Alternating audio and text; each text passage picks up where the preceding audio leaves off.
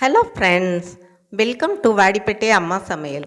இன்றைக்கி நம்ம கிச்சனில் பார்க்க போகிற ஸ்பெஷல் ரெசிபி எச்சி ஊற வைக்கக்கூடிய கொங்கு நாட்டு பாரம்பரியமான தட்டைப்பயிறு காரக்குழம்பு தாங்க பார்க்க போகிறோம். வாங்க பார்க்கலாம் அதை எப்படி செய்கிறதுங்கிறத. அதுக்கு முன்னாடி இன்றைய பிறந்த நாள் மற்றும் திருமண நாள் காணும் அனைவருக்கும் வாடிப்பட்டி அம்மாவின் இனிய நாள் வாழ்த்துக்கள்.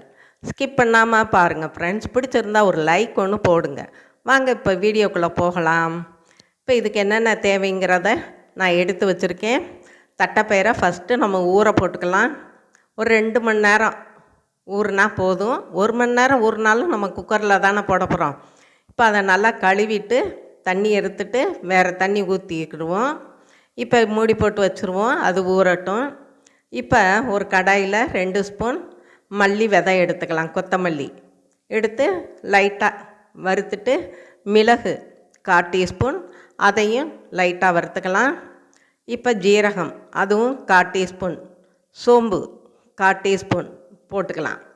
போட்டுட்டு நல்லா ஒரு வாசம் ஜம்முன்னு வரவும் அடுப்பை ஆஃப் பண்ணிடலாம். ரொம்ப வறுக்காதீங்க, டேஸ்ட்டு மாறிடும். இப்போ வறுத்தாச்சு, ஒரு பிளேட்டு கொட்டிக்கலாம். அதே கடாயில் 1 ஸ்பூன் எண்ணெய் விட்டு ஒரு கைப்பிடி சின்ன வெங்காயம், இதுக்கு சின்ன வெங்காயம் தாங்க இந்த குழம்புக்கு நல்லாயிருக்கும். ஒரு கொத்து கருவேப்பிலை போட்டுக்கலாம். போட்டுட்டு வதக்கி விட்டுக்கலாம். இப்போ நல்லா வதங்கிருச்சு. தேங்காய்ச்சில் ஒரு 2 பத்தை எடுத்து அதையும் போட்டு வதக்கி அடுப்பை ஆஃப் பண்ணிடலாம். இப்போ நம்ம வறுத்து வச்சுருக்க மல்லி மிளகு சீரகத்தை நல்லா அரைச்சிட்டு வந்த பின்னாடி இது ஆறி இருக்கும். இதையும் சேர்த்து நம்ம அரைச்சிக்கிடுவோம். வெங்காயம் தேங்காயும் சேர்த்து அரைச்சிக்கிட்டு வந்துடலாம். இப்போ ஒரு குக்கரில் 2 ஸ்பூன் எண்ணெய் விட்டுக்கலாம். கடுகு உளுந்தம் பருப்பு, வெந்தயம், ஜீரகம் இது 3ஐயும் போட்டு நம்ம வறுத்துக்கலாம். நல்லா கடுகு வெடிக்கவும் வெங்காயம், சின்ன வெங்காயம் நல்லா நிறையா போட்டுக்கோங்க.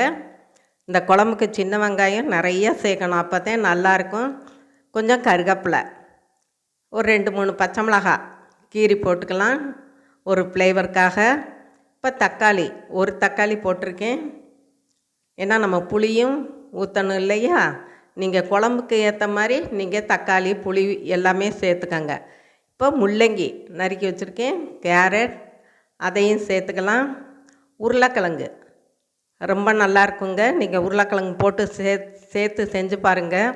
இது கூட கத்திரிக்காய் இருந்தாலும் போட்டுக்கலாம். வேறு காய் உங்களுக்கு என்ன கிடைக்குதோ இது கூட போட்டுக்கங்க. போட்டுட்டு குழம்புக்கு தேவையான உப்புக்கல் அதையும் சேர்த்து நல்லா காயை ஒரு 2 நிமிஷத்துக்கு வதக்கி விட்டுக்குருவோம். கத்திரிக்காய் போட்டால் நல்லாயிருக்கும், கத்திரிக்காய் இல்லை அதனால் போடலை. இப்போ மிக்சியில் நம்ம அரைச்சிட்டு வந்திருக்கோம் இல்லையா, அந்த மசாலாவை சேர்த்துக்குருவோம். சேர்த்துட்டு அதையும் நம்ம நல்லா எல்லாத்தோடையும் பைண்டிங் ஆகிற மாதிரி கிளறி கொடுத்துக்குருவோம். இப்போ ஒரு சின்ன ஸ்பூனில் மஞ்சத்தூள், 2 ஸ்பூன் மிளகாய்த்தூள், தனி மிளகாய்த்தூள் தாங்க. ஏன்னா மல்லி போட்டு அரைச்சிருக்கோம் இல்லையா, அதனால் போட்டு வதக்கிட்டு புளி கரைசல் ஒரு நெல்லிக்காய் சைஸுக்கு எடுத்து நான் கரைச்சி வச்சுருக்கேன். அதையும் சேர்த்து நல்லா கிளறி கொடுத்துக்குருவோங்க. இந்த குழம்பு ரொம்ப அட்டகாசமாக இருக்கும். இப்போ தட்டாம்பயிறு ஊறிடுச்சு, தண்ணி எடுத்துட்டு இது கூட நம்ம சேர்த்துக்கலாம். சேர்த்துட்டு நல்லா கலந்து விட்டுக்குருவோம். இப்போ லைட்டாக மிக்ஸி கழுவுன தண்ணியும் சேர்த்துருக்கேங்க. ரொம்ப தண்ணி விட வேணாம், குழம்பு டேஸ்ட் மாறி இருந்த குழம்பு ரொம்பையும் கெட்டியாகவும் இருக்க வேண்டாம். இப்போ குக்கர் போட்டு மூடி போட்டுருவோம். ஆவி வரவும் விசில் போட்டு ஒரு 2 விசில் வரவும் நம்ம எடுத்துடலாம். பாருங்கள், குழம்பு அட்டகாசமாக இருக்குது. இந்த குழம்பு சாதம், பூரி, சப்பாத்தி எல்லாத்துக்குமே, இட்லி தோசை எல்லாத்துக்கும் நல்லா இருக்குங்க. இப்போ கொத்தமல்லி தலையும் தூவிக்கலாம். தூவிட்டு நம்ம ஒரு பிளேட்டுக்கு மாற்றிக்கலாம்.